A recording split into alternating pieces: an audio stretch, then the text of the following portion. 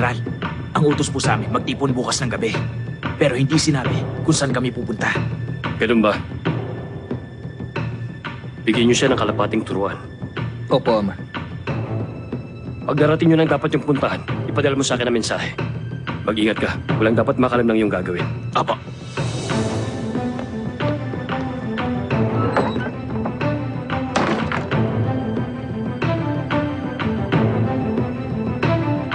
Ipaalam niya sa atin kapag naroon na sila. Hindi kayo dapat magkamali. Nagtanim na kami kaagad ng espiya sa mga tao ni Kim Soo-hyun.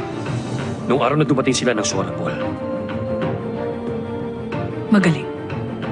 Maghanda kayo para makaalis kayo agad pagdating ng mensahe.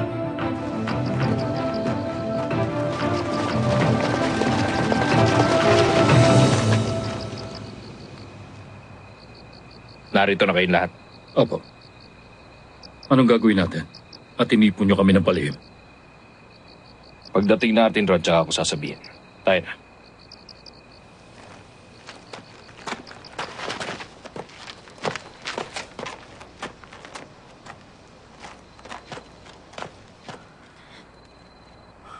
Doon na tayo sa loob magpalipas ang gabi. Sige.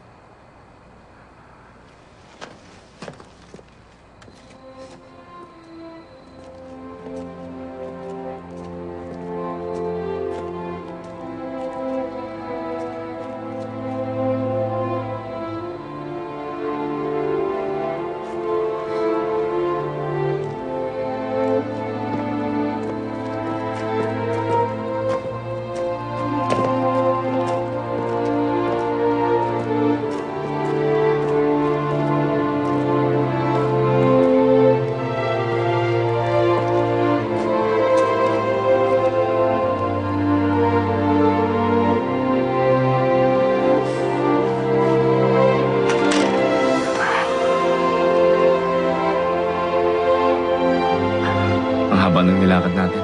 Bigla akong ginutom ha. Hahanap lang ako ng makakain. Warang Yusi. Tuwing naiisip ko Tama na, Dokman. Huwag ka muna mag-isip ng kahit ano. Pumayag ka makikinig sa akin, kaya sumunod ka na lang. Inaasahan ko magkikita kami ni Ama bukas ang umaga para mabigyan tayo ng panustos at makalayo ng tuluyan. Sa ngayon, magpahinga ka na lang. Alisin mo muna sila sa iyong isipan. Kuya! Nandiyan ka ba sa loob?